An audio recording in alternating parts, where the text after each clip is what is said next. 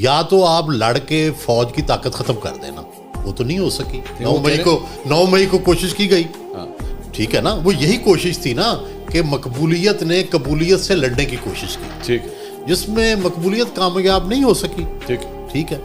دوسرا طریقہ یہ ہے کہ قبولیت کے اور مقبولیت کوئی مفاہمت ہو، وہ ہو نہیں رہی، ٹھیک ہے.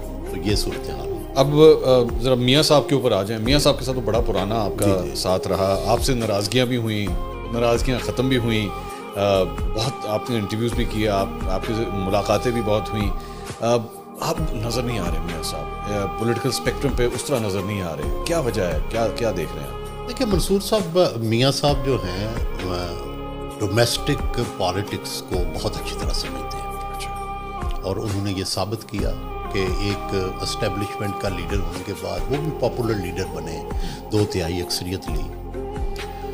لیکن ایک تو یہ ہے کہ بیرون ملک رہنے کی وجہ سے اور لوگوں سے دور رہنے کی وجہ سے ان کا جو نبض پر ہاتھ تھا وہ نہیں رہا. اچھا. اور وہ جو ریالٹیز چینج ہوتی رہتی ہیں، ہر 5-7 سال کے بعد پالیٹکس چینج ہو جاتی ہے، لوگوں کے ذہن بدل جاتے ہیں، سوچیں تبدیل ہو جاتی ہیں. شاید وہ ان سے اس طرح سے ان کے ساتھ چل نہیں سکے. دوسرا یہ ہوا تھا کہ میں کئی دفعہ بتا چکا ہوں، آپ کو بھی عرض کرتا ہوں کہ جب شہباز صاحب کی حکومت آئی، یہ جو 16 ماہ کی حکومت تھی، تو میں لندن گیا، اور میں نے میاں صاحب سے جا کے یہ عرض کیا تھا کہ بھائی اب آپ کی حکومت آنے والی ہے، تو اب جب حکومت آئے تو آپ انتقام کا دائرہ بند کر دیں، آپ وہ نہ کیجیے گا جو عمران نے کیا ہے. تو وہ ناراض ہو گئے میرے سے، اور آج تک ناراض ہیں.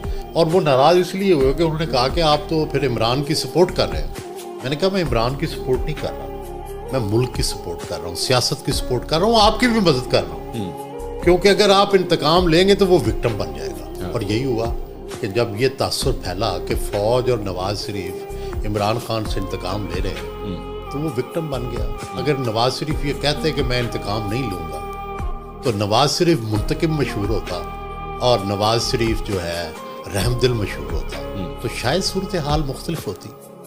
تو میری شروع سے یہ سوچ ہے کہ انتقام کا یہ جو دائرہ ہے یہ سیاست کو سوٹ نہیں کرتا.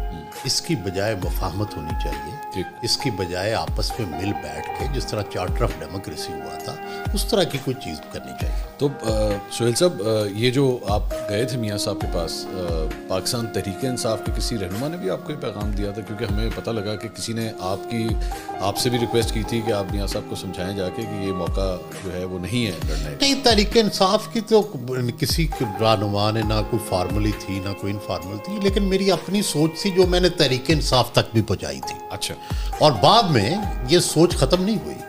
اگر آپ یاد کریں تو جب 9 مئی سے پہلے میں نے پھر 3 دفعہ خان صاحب سے بھی جا کے یہ کوشش کی ہے کہ آپ مفاہمت کی طرف آئیں. ایک دفعہ میں شامی صاحب کے ساتھ گیا، ایک دفعہ خود گیا، ایک دفعہ امتیاز عالم صاحب اور بہت سارے جرنلسٹ ہم مل کے گئے، وہ بھی یہ کوشش کی لیکن وہ بھی نہیں مانے.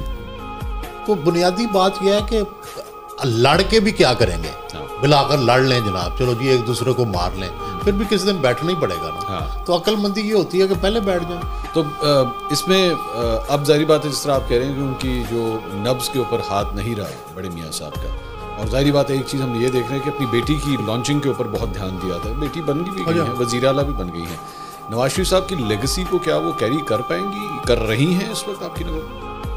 جی، لیگسی کو تو وہ کیری کر رہی ہیں. کرزما میں ان میں ہے، مریم صاحبہ میں، اور میرا خیال ہے محنت بھی کر رہی ہیں، کوشش بھی کر رہی ہیں. لیکن ابھی تو دیکھیں 2-3 بڑے مسائل ہیں. پہلا مسئلہ تو یہ ہے کہ نواز شہباز صاحب دونوں ظاہر ہے لیڈر ہیں، اور اب لیڈرشپ نواز شریف صاحب نے کم از کم حکومتی لیڈرشپ جو ہے وہ شہباز صاحب کو دے دی ہے. اب اگلا مرحلہ یہ طے ہونا ہے، پنجاب کی لیڈرشپ جب مریم کو ملی تو ایک طرح سے یہ طے ہو گیا کہ اب یہ جو سیکنڈ جنریشن ہے اس کا بڑا لیڈر مریم ہوگی. ٹھیک ہے. لیکن کیا یہ شہباز صاحب کی جو فیملی ہے کیا وہ بھی اس چیز کو ایکسیپٹ کر لے گی خوش دلی سے؟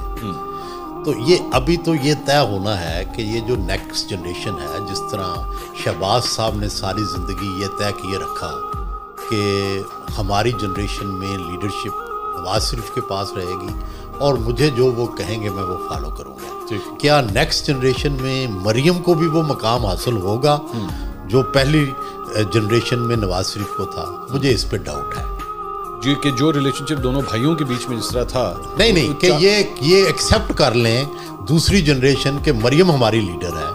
مجھے اس پہ ڈاؤٹ ہے. چاچا اور بھتیجی کے درمیان آپ یہ بات نہ صرف چاچا بلکہ جو آگے اس کے کزنس ہیں وہ مطلب حمزہ اور مریم کے بیچ میں یہ بھی کہ آخر دونوں میں سے کون کس کو اپنا لیڈر ایکسیپٹ کر لے.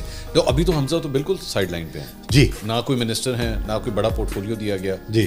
تو یہ بھی بڑی حیران کن بات ہے کہ والد صاحب جو ہیں وہ پرائم منسٹر ہیں اور اس مرتبہ حمزہ کو کچھ بھی نہیں ملا. اور لیکن شاید نواز شریف صاحب تو یہ سمجھتے ہو نا کہ میں نے اس فیملی کو یا اپنے بھائی کو نواز دیا ہے اور اپنی بیٹی کے لیے تو تھوڑا سا